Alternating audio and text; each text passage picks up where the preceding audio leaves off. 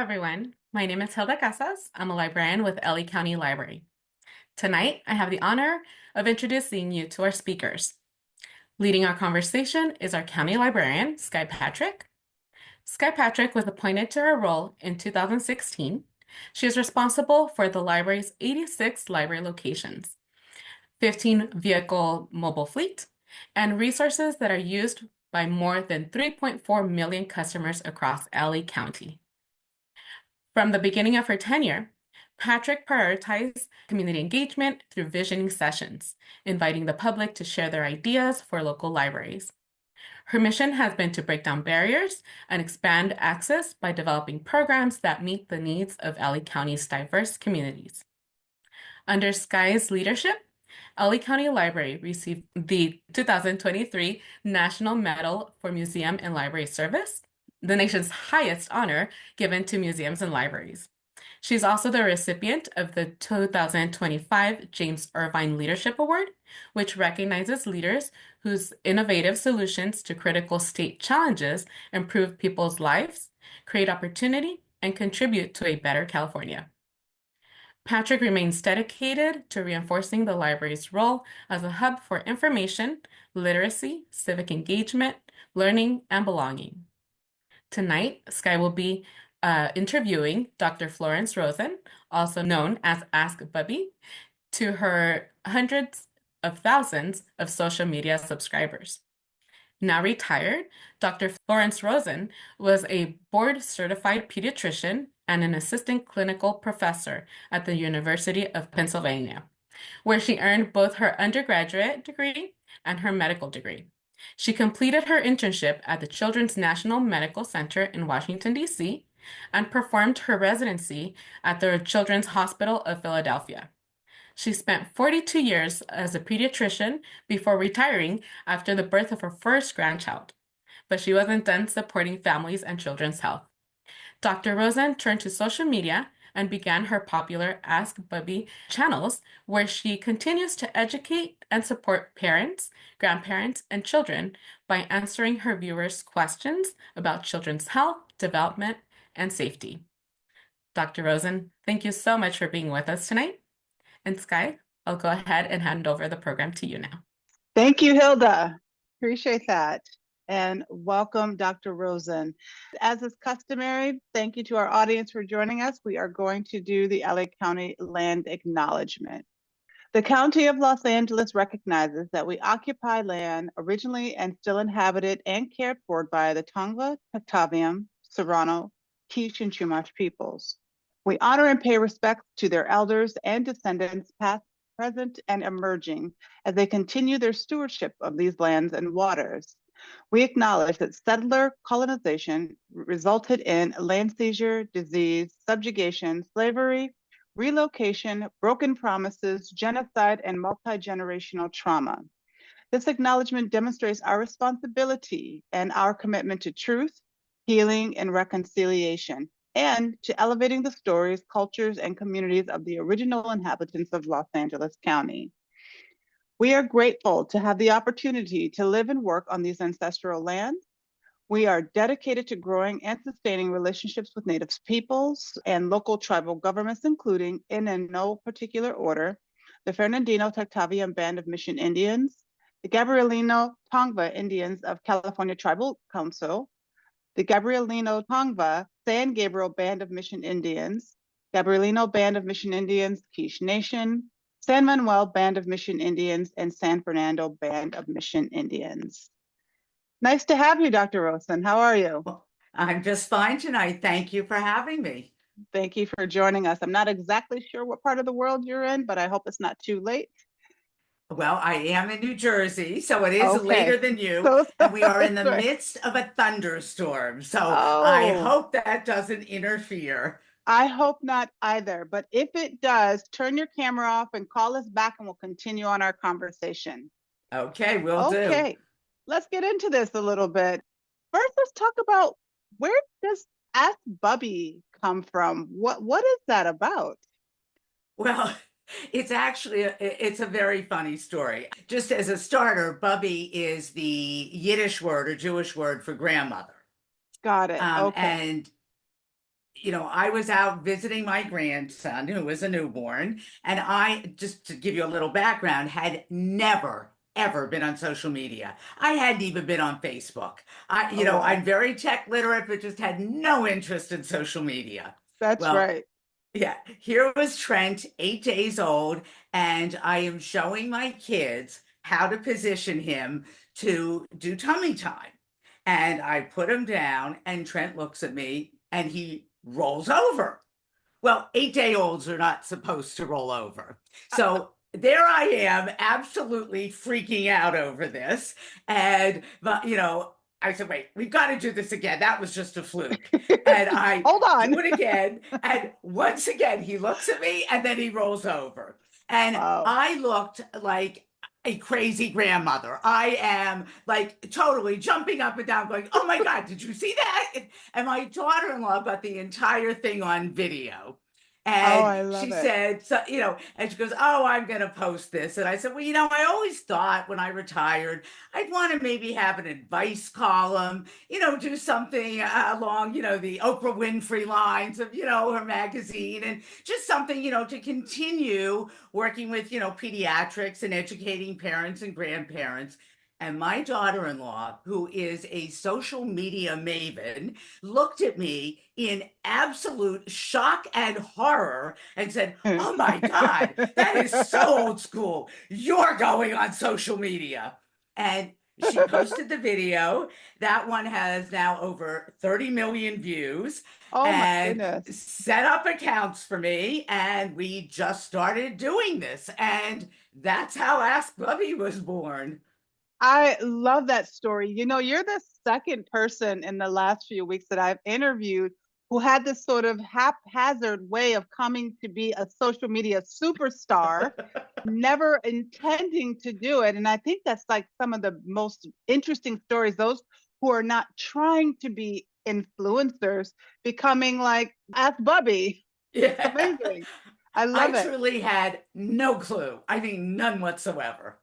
Well, apparently you have some clue because you have millions of followers, dedicated followers. So we appreciate you being here tonight. Dr. Rosen, let's talk a little bit about, okay, so you were a parent of the 80s. I'm making that assumption, maybe of 70s. Absolutely. No, that is correct. And you became a grandparent in 2020. So that makes sense that social media was 2022. Hot. No, actually, 20. I'm thinking right now, 2023. I became was your first time? It's my first time. Oh my goodness. Yes. So wait, let me contextualize this. So you were a superstar like in 18 to 24 months? Yeah. Wow. Whatever secret sauce you have, we need. Yeah. Trent was 8 days old and he's now about to be 21 months. Wow. Okay. Got it. So very short period of time. And as a pediatrician, like, what do you think are some of the major changes you've noticed as how we approach parenting or grandparenting in that time span since you became a parent and now a more recent grandparent? There's so many things that have changed. I think first and foremost is the huge amount of information to process. When I was a parent, I had my little village, which were my friends that had kids the same age. And it was very different. There were some books I looked at. I knew more than the average mom just from studying pediatrics, but when it's your own kid, it's a totally different ballgame. So I think the sheer amount of information has really changed. I think there's also very much this movement towards a kinder, gentler world with your kids and gentle parenting, which I'm sure we'll get into. We're going to get into that, yeah. yes. And I think that that's a very different approach. Whereas when I was raising my kids, I actually did do it that way, but lots of parents didn't. And it was much more authoritarian. This is the way I did it. And because I'll give you something to cry about, and all the old lines that all us grandparents, have heard in our lives. Right. So I think that's very different now. And I think the one other aspect that's very different is that grandparents are, and I hope I don't step on anyone's toes with this, but I think grandparents are more youthful. we're more Mhm. involved, even if we Mhm. are more involved with our lives. I mean, people are traveling more. I think That's people are right. working longer. I think people have much more active lives in their, senior years. And I think that has changed things. I love that. And I think there's a lot of truth to that, what you're saying. I see people who are a bit older, more active, wanting to volunteer, wanting to be involved with a lot of different things, traveling the world and essentially living a second life after retirement. Absolutely. Yeah, that's wonderful. People are living longer, people Yeah. are living healthier. So that makes a lot of sense. Gone are the days where you think of your grandma with the cane sitting, knitting. While some of them still do that, those folks are still very active in their communities and in their families. Yeah. There was actually a fascinating article in the New York Times Magazine a number of years ago, and I wish I had saved it, but it was titled something like Where Have All the Grandmothers Gone?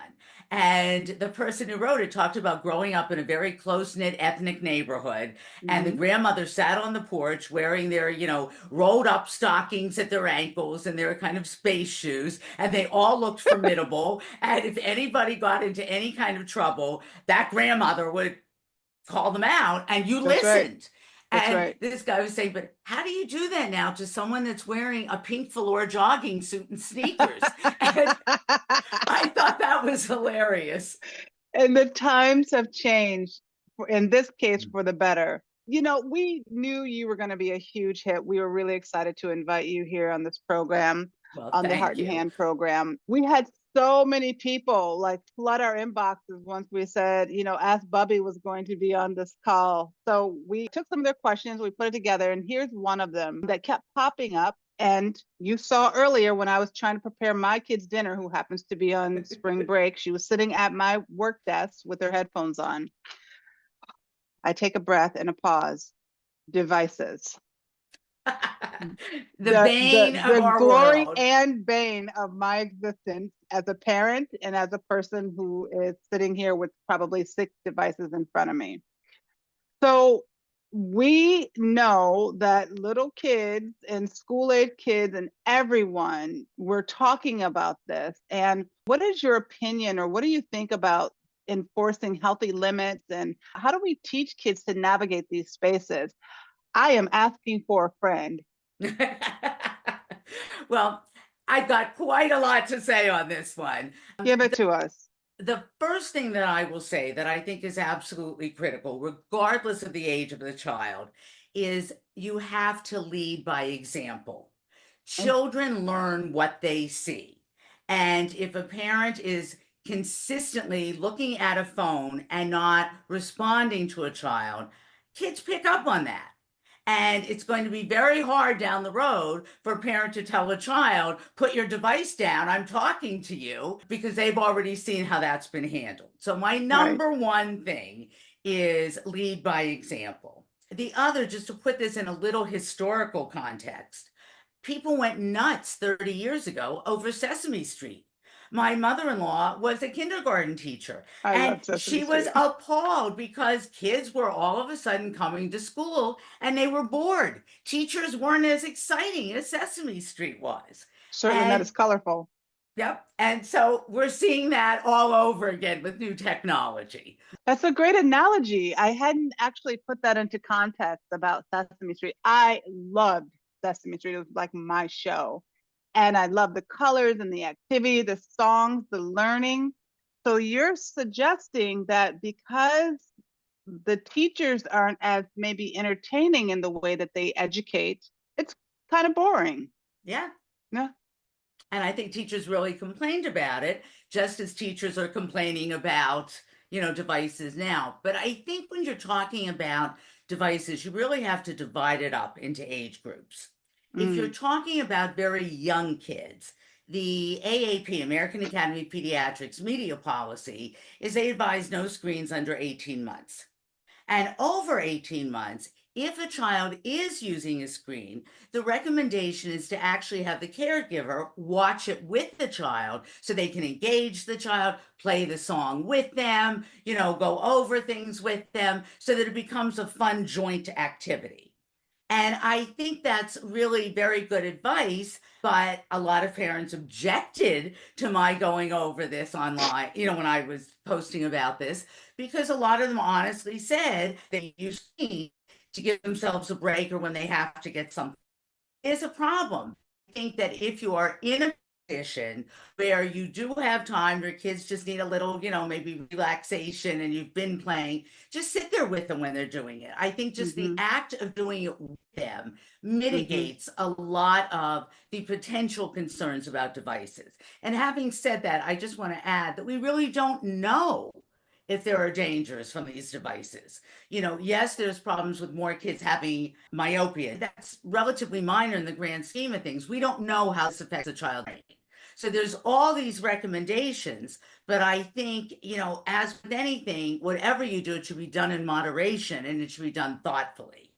When you're talking about older kids, that's a different category. Oh, and one last thing, I'm sorry, about young kids. The one other thing I do want to say is you don't want to use screens for emotional regulation. If you have a child that's having a tantrum, if they're having a meltdown, that's the wrong time to hand them a screen because that really distracts them and then they will get over whatever, tantrum they're in, but it doesn't teach them how to learn to control that. And there are certainly more studies coming out about that, showing that kids that are handed screens during tantrums are less able to emotionally regulate when they're, a couple of years older. So I think with young kids, those are the issues, watching with them and not using it with tantrums. Older kids, it's a Yeah, different I ball was game. gonna say let's get to a little bit older. So that tween area, I'm being super selfish right now because I have a pediatrician on the line. That like tween area, who that's all they want. Like, let's talk about that. What do you suggest for us parents who are barely hanging on? Okay. I think there are several issues. I mean, part of it, again, if you go back in history with my kids, it was Nintendo. If you didn't let your kids play Nintendo, they were kind of out of the loop socially. And that's what's happened with social media. So I think it's very important for parents to understand and respect that kids use social media as a means of social interaction with their peers now.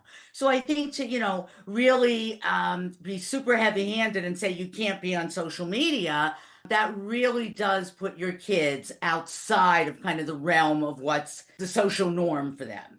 But having said that, I think it's very, very important to know what your kids are watching and to kind of discuss it with them. Because we all know that there's a tendency on social media to be very unrealistic. Everybody has a beautiful house and they've gone on this That's fantastic right. vacation and they have just bought this brand new wonderful outfit or whatever it is. And I think that even for junior high kids, they see that. People are not necessarily honest. And I think it's important for a parent to kind of sit down and view it and say, that doesn't mean this is how their life is all the time. And they're trying to put forth the best way. If you were putting forth, your best moment, what would you put on social media? And I I think have to really talk about that. Yeah, I have so many questions around that, but I'm going to go back a little bit because I think you said so many salient pieces here, like this idea of this perfection, keeping up with the Joneses, and the FOMO that comes with it for that Yeah. tween and maybe moving into even Even older. adulthood, because it's all fake, really, because as you said, you put your best things up. You don't put up the Yeah. hard things, you put up, the wins. I want to go back just a little bit because you said something else that was really relevant. I have a child, and she was very young during the onset of the pandemic. We have just one child. And what we learned was, I think, really an interesting pivot that a lot of parents had to make, which was our daughter started to have virtual play dates in that they would call each other and play whatever game they were playing, but they would be talking to each like in real time. And so obviously we couldn't be outside and they couldn't be together, but they created this world where it Yeah. was their friends and the way in which they learned to communicate that still happens today. So I share that with you, Dr. Rosen, because I think that a lot of parents, our immediate response is like, okay, too much, 1 hour a day, whatever the case may be. But we have to be, I think, a little more cognizant, as I hear you saying, to understand what they're doing and how they're using the technology and devices. Did I interpret that correctly? Absolutely. I think it's really key. We all talk about how it's a lost art. Kids don't even talk on the phone a lot now. They just text, so Uh, I oh, think, absolutely. yeah. So I think we do have to respect that social norms have changed. That's But right. I think you can still teach people to be respectful and to understand what they're doing online. And I think Right. that's the key thing. I think Right. letting a tween or a teenager just spend, unsupervised, 8 hours, on, social media, that's dangerous and That's the harmful. problem. That's right. But I think that if you break it up, if you're aware of what they're doing, if you talk about it and, not only do you discuss how some of it is absolutely not real, I think you also have to teach at the same time how to vet the sources that you're looking at. And that's something that I know librarians have been very upset about for at least a decade. And At I think that's least. something, yeah, and I think that's something very important just in general with social media. So I think the idea is to be respectful of your child, not to just say, no, you can't hold this device. But I think at the same time, you want to do as much as you can to have family interaction. Studies have shown families that eat dinner together, their kids do better in school, there are That's less right. mental health issues. I Mhm. think you need to kind of break up the social media and do some of these other things. And we're going to talk a little later on about disinformation and devices, but I was chuckling when you were speaking because my 10-year-old, can you see my phone? She doesn't know how to hold it here. She only knows how to look at it, right? So she doesn't even know how to really Yeah, use it. And in this conversation, I was making dinner. She's like, Mom, can you bring me some ketchup? She texts that. yeah, She's in the other room. She could get it herself. And yeah, this is how we communicate. I'm going to go back. I don't know if you can see the chat, Dr. Rosen, but it's blowing yeah. up with tons of questions. And I really Oh, want to go now I back and see. ask this question. This is a follow up for the doctor. How do you get your toddler to emotionally regulate when they're having this crazy meltdown and when the screens are not the answer? And I know this. I remember this at the airport when my daughter was 2. She lost her entire mind and I had to give her my phone. I did a video on this, and I have to say, I was really intrigued and a little surprised by some of the comments. We didn't have screens like this 30 years ago. So it was just instinctive, I think, for parents to figure out what worked for their kid. Because let me just say, every kid is different and you have to learn what works for your kid. But some kids just need to kick and scream and cry it out for a few minutes, and then when they calm down, my suggestion is that you then hold them and you say, I know that really upset you because you really wanted, X, Y, or Z. And I'm sorry we can't do that right now. I know that was hard, but mommy really loves you. Why don't we read a book or, sing a song to your, something to try to get them engaged and distracted. And that works for a lot of kids. The one thing that I said online that got a little pushback is that I do believe you have to be respectful of other people in public. And, airports are bad, but airplanes are just horrific. And I Yes, think ma'am. anybody with a young child on a plane lives in fear that their kid is going to totally act out on Like, the are we going to be plane. those people? We're those Yeah. people. And you know what? If that happens, I think everybody on the plane has to understand it's a confined space and you have very limited control or ability to, totally prevent it. Having said that, I can tell you that, some people bring little boxes with a different snack in each little container. So the kids are, I, motivated and involved to do that. Obviously yes. bringing puzzles, bringing distractions. But, a place like an airplane, when you're in very tight circumstances, and it can be mortifying if your child is the one screaming and you're getting a million dirty looks, which I wish wouldn't happen, that may be a time where you say, okay, I'm going to break my rule and do an iPad right now. There are Yes. times when that may be absolutely what you have to do just to kind of restore peace in an uncomfortable situation. Restoring But peace. but if it's not an exceptional circumstance, it's just your child is annoyed because you wouldn't buy them another lollipop, or they're angry because you said it's time to leave wherever you are. Kids have to learn to handle disappointment. So again, I do think sometimes you need to let them just kick and scream, but if you're in a public place, I would literally pick them up kicking and screaming, carry them somewhere where you're going to be freer to be yourself without having a million eyes on you, and where your child will not be disturbing others, and do what works Let for them fall your out. child. Yeah. Right. It's interesting. I do have a couple of comments to that.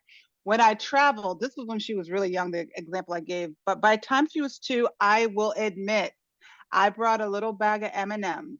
And when behavior was good, she would just get one.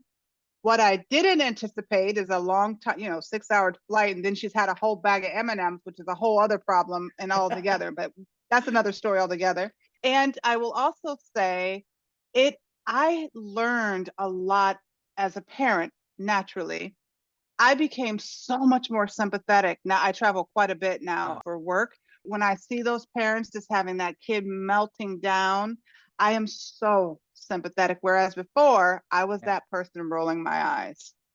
And you know what? Unfortunately, that does happen because it can be annoying. But at the same time, there's only so much you can control. But I do think if you are in a public space, a restaurant, people are trying to have a nice night out, you're in a Right. movie theater, something like that. I do think that even though I'm sympathetic to the fact that the child is having a meltdown and you need to address it, I do think parents need to be cognizant and try to make it less impactful on other people. And I like what you said, like having the parent take the initiative to excuse himself, remove themselves and the child from that immediate situation. In your case, a restaurant, take them to the bathroom or outside just so that they can help the child regulate, or let them fall out until they're regulated. Yeah. I think there's a lot of value in what you're saying. This actually segues into our next question, and we could talk about, I have 100 examples, and I'm sure you do too, but let's talk about this one. This one, for me, is very controversial. So I would love to kind of get your sense, and it's a very hot topic. People feel very strongly one way or the other around gentle parenting. So let's ask Okay. you, as the professional, what is it, and how can parents and caregivers acknowledge their child's feelings while being empathetic and still maintaining a sense of order and a sense of rule? I think everything you just said is absolutely on target in terms of what gentle parenting is supposed to be. Gentle parenting is the idea that you are very sensitive to your child's feelings. And you know that if they are having a meltdown or a toddler throws something at you or bites you, it's not that they meant to hurt you, that they have big feelings and they're having trouble knowing how to handle it. And gentle parenting is that you help your child by staying calm and being sympathetic and empathetic to help them understand their feelings. The problem I have with gentle parenting is that when you have a child in the midst of a meltdown, they are not hearing a word you're saying. So to even attempt to sit there and talk about these big feelings while a child is absolutely losing it is just, quite honestly, a worthless endeavor. The other issue that I have with gentle parenting is that it is supposed to be what you said, a way of being very understanding of your children's feelings while setting limits and having them understand those limits in a gentle way. Unfortunately, I think the great majority of parents who think they are practicing gentle parenting are actually practicing permissive parenting. And what that means is Yeah. that they are not setting limits and are very hesitant to say no or to be firm in what they want their child to do. So, as with many things, I really believe in a hybrid approach. And I think you need to have very clear rules, very firm limits, And saying no does not mean you're shaming your child. I think it is still perfectly acceptable to say, no, we do not use our hands to hit someone. Then say, I know you were very excited, mommy loves you, no matter what, but we don't hit. And I think See, that that part is missing for a I lot of parents. totally agree with that. And that is, I think you really just wrapped up my feelings around gentle parenting. Because when I see it, I see the kids running over the parents, and there's no sense of control or authority. And I'm not saying that it has to be sort of this control and command, but who is in charge? Like, who is the authority? That said, parenting is difficult. I think it's arguably even more difficult these days because you have so many competing priorities, or at least that's how it feels to me. Because back in the olden days, as my daughter always say, I was born in the olden days, you know, Well, I it was born did. back in the days of the dinosaurs. That's right, right? So like she can't even fathom how long ago I was a child. Like it was like so long ago she can't imagine it. But it was because I said so. This is what we're going to do. Don't ask me questions, right? So I think a lot of us know that that's not the best way to formulate a trusting relationship with your child. I see a lot of what people are calling gentle parenting go like far left, and it bothers me, frankly, because the I expectation is that actually, we're all yeah. doing that. Yeah, no, I agree completely. And I have to say, I was not authoritarian with my kids. I don't think I ever said because I said so. I mean, we talked about things and we discussed them. So I honestly think I was doing gentle parenting before it ever had the title gentle parenting. But I also very much believed that you set limits and you had to follow those limits. And if you don't, there are consequences. That does not mean shaming. That doesn't mean you don't understand that your child has big feelings, but it does mean that they have to learn that there are limits. There are limits. See, thank you for that. Thank you for that acknowledgement. I appreciate that conversation. Let me ask a couple of questions. So we live in Los Angeles County, and we have a ton of different sort of family dynamics, intergenerational family, and therefore oftentimes intergenerational caregiving. What would you say around the difference in perspective on how to feed, discipline, and nap from the parent's perspective to the grandparent's perspective, and trying to navigate that dynamic of the grandparent knows best to the parent? I hope you understand my question I because do. we I do do. have a lot of families here who have grandparents, sometimes great grandparents, aunties, all in the same house. Well, I actually think that's a fabulous way to raise a child. And I think it would be phenomenal if lots more families had the benefit of that. But having said that, I think that there are two kind of overarching things, and then I can kind of get into the specifics. But one is when it comes to parenting, it's your child, your rules. Grandparents already raised their kids. And I think parents have the right to decide for themselves how they're going to raise their children. But having said that, if it's a multi generational home, or in fact, if the parents are living in the grandparents' home, grandparents have the right, their house, Oh, their rules. So okay. Now that's a difference.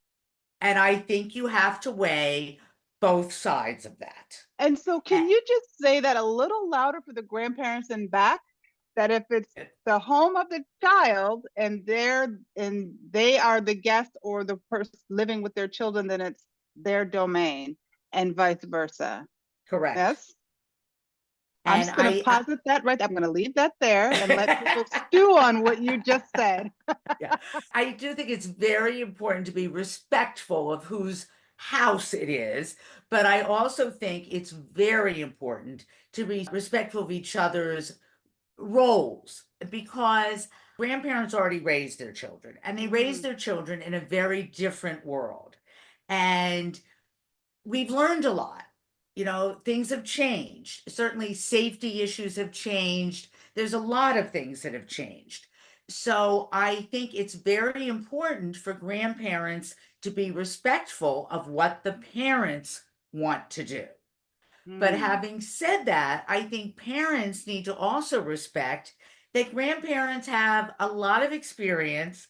They've had a lot of life experience. Right. And I think that you do need to acknowledge and respect that and try to educate where there are differences. So, one example, grandparents lived in fear of SIDS and, sudden infant death syndrome, or, a child choking. So it was very much the norm that kids slept on their stomachs. And it was drummed into parents that this is what you do, because if you don't do it, it's dangerous. Well, come the 90s, 1994, the American Academy of Pediatrics and a number of other, big national and international organizations did this whole campaign of back to sleep, because they found in doing studies that it was much safer for kids to lie on their backs to sleep. And in fact, it reduced SIDS in the first year by 60%. That was the greatest reduction of any I intervention. don't think I heard that one. That Yeah. happened in the 90s? In the 90s, 1994 was when it Okay. first became, a national kind of goal. And yes, we know it reduces the risk of SIDS, but grandparents are still terrified. Older grandparents are still Mm-hmm. terrified that a Mm-hmm. child will choke. Well, there have also Mm-hmm. been studies done on this, and just the way the anatomy is, they're not more likely to choke if they are lying on their backs and they happen to spit up than if they're lying on their stomachs. But that is something that grandparents don't know, because instinctively they believe the other and they were taught the other. So I think that's just one example of where it's really helpful to say, Bob, this is really where things have changed. And let me kind of explain why we do it this way. And I think when you explain it, it's much easier for grandparents to get on board. And I think one mantra is, well, if we know more, do better. I think Mm-hmm. as we learn, things change. I My think mother-in-law used to tell me the story that she brought, my husband and, my brother-in-law's home in a cardboard box in the front, holding it that's on her right. lap on the way home from the That's right. hospital. I mean, Carrying you know, groceries. yeah, and that would be like, I mean, you would end up in jail today. Yes, So that was the norm, that's and right. things change. I just think it's very important that parents be respectful when grandparents are saying something that they view as old fashioned, to explain what has changed. And that's what I try to do. Yeah, it's two things you said. First of all, there is a quote from Dr. Maya Angelou: "When you know better, you do better." So I think that's what you're saying. Yes, But exactly. something I I didn't think realize that, that was hers. yeah, well, I mean, I'm sure many people have said it in Yeah. different ways. But you said something really interesting, and I just want to make sure that we put a finer pin on that one. You said in the course of this conversation that the articulation, the explaining the why, both to young children and to grandparents. So, like this cross generational way of communication, like really just trying to communicate your why, you get further. You have more interactions, whether they be 2 years old or if they be 82 years old. If you can articulate your reasoning, you have a better way of communicating. You have more opportunity to communicate. Yeah. Yeah, Yeah. and I will tell you, even as a pediatrician, if a parent came in and they were talking to me and rolling their eyes because their parents were driving them, crazy about something, I would say, why don't you bring them to the next visit? Let me talk to them. And it worked. I love that. I'm going to move on because I think this is, coming back into the conversation around mis or disinformation. This is a question adjacent to that conversation. That's obviously a big deal to us in libraries and information in the information field. What advice do you give parents? There are so many influencers, Dr. Rosen. We are grateful that you are a trained and board pediatrician, and because of that, your advice, I think, is solid. However, there are tons of influencers out there, tons of misinformation, disinformation, an amalgamation of both of those. What advice do you give parents who are trying to navigate this wild west of the Google, the Instagram, TikTok, and all the other Yeah. influencing media? There is so much to say on that subject. What I think parents really need to educate themselves. And whether that's reading a book or doing it on social media, I think it's very important that you take it all in and then you make a point of looking at opposing views. So that you really see both sides and then go to reliable resources. The AAP, AAP.org is great. Healthychildren.org is the AAP's parent site that has great information. The AAP also puts out a fabulous book that has a tremendous amount of information. It's Caring for Your Child from Birth to 5. So there are some very good resources out there. And I think what you do is you get yourself very educated, you look at both sides, you decide what feels right for your family, and that's what you do, and discount the rest. Because so much of the information is conflicting. If you try to do every recommendation that every single book or every single influencer or every single article said, you would have decision paralysis because you couldn't possibly do everything that everybody says. And It's I like, think, it's like dieting, yeah, right? absolutely. So much information and all of it conflicting and yeah. Yeah, and I think what's most important is having a warm, loving, supportive home. And if your child feels loved and supported, that's far more important than any possible infractions you can make, for any of the recommendations. I love that. And so what I also hear you saying without saying is go to your local library. Absolutely. We have so many books on parenting. We have so many databases that's, trusted, academized, research information for you that's beyond the TikTok. Obviously, TikTok is a great place to start, but I think what But I it's also hear you saying superficial. that's exactly Yeah. that. Take that what you learned and verify it, right? Yep. Sometimes having more information available to you can be helpful, as we just discussed. And sometimes it can spark all kinds of feelings of insecurity and anxiety. Raising my hand, calling myself out here.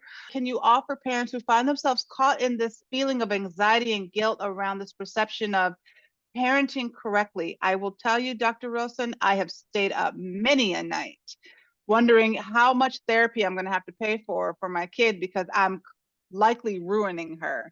And I know that my Yeah. friends think the same about their parenting, and we're all terrified that we don't do it right. You know what? There is no right way to do it. Every child is different. Every family is different. You know your dynamics and your child better than anyone else. And all you can do is go with your gut. You just do the best you can. And as long as your child knows that they are loved and cared for, you know what? All the rest are little blips. You are not going to ruin your kid that is loved as long as they know that that's how you feel. Mm, I like that. Thank you for that. I think there's like this virtual sigh for everyone else who's on the call. Those of us who are parents and just, again, trying to not drown. Let's do a quick shift a little bit about talking about you being a grandparent. What was it like growing into this role for you? I mean, obviously you're a subject matter expert. You clearly have raised kids, but it's different, right? Like, what It was it like to is, become a grandparent? well, first of all, it is the most wonderful thing on the planet. And there's Love that that. old joke, if I had known how much fun it would be, I would have had my grandkids first. And I think that's really true. Being a grandparent is just unconditional love. Uh, And it is just so wonderful to see your child grow into the role of a parent and to see your grandchild thrive. I actually got in a little trouble for this. I was on Tamron Hall, and I had actually said how I think a grandparent's role is to spoil their grandchild. And I think people thought I meant it very literally in terms of toys and food. And I didn't mean that. I mean, as a grandparent, you have the time and the That's right. ability to spend one-on-one time and attention with your grandchild and to just play with them and give them love. And look, I have the world's worst singing voice. And I have to say, Trent loves when I sing to him. And, it's a wonderful thing. That's And right. He's I your biggest just, fan. yeah, and it's a very different role. As a parent, you want to do absolutely the best you can for your child, but you're also these days certainly working, keeping the house clean, trying not to drown financially, and trying to do everything. You don't have these huge blocks of time to do nothing but spend with your child. And if a grandparent is able to do that, that's just a wonderful role for them. Oh, that's so, so true. My daughter's grandparents, we go back to the middle to Michigan, go to the lake, and they hang out and they do everything from puzzles to building sand castles while I'm upstairs feverishly working on the Yeah. computer, but I can see them down outside playing. And it's like one of her favorite things. She's a tween now, and it's still the best thing of her summer is to spend that time with her grandparents. I think that's fantastic. Yeah, it's a privilege to be able to have parents or grandparents who are retired who have the space, energy, and health to be able to be with their grandchildren. I love you saying that. What's next for Ask Bubbie? Well, I certainly hope to continue to grow my following. I would, love to have more people, listen in.